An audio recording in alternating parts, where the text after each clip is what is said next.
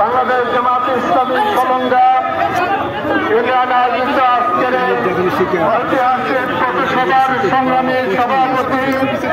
মঞ্চে উপস্থিত আছেন আজকের এই পৌরসভার দক্ষিণ পূর্ব এশিয়ার সর্ববৃহৎ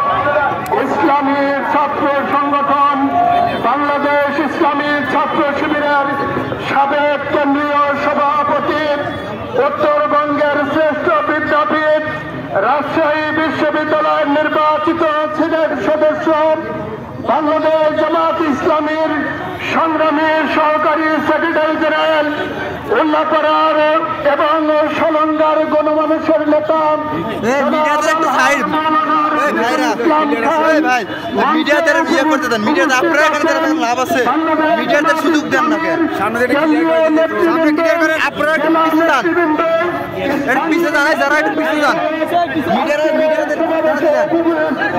আমাদের জনসাধারণের একাংশ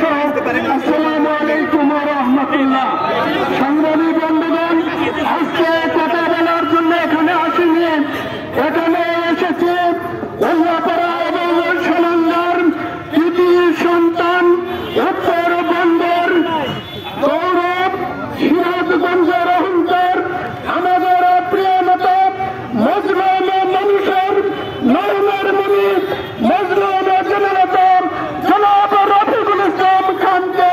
দীর্ঘ 15.5 বছর পরে আপনাদেরকে এক নজর দেখার জন্য এখানে নিয়ে এসেছি।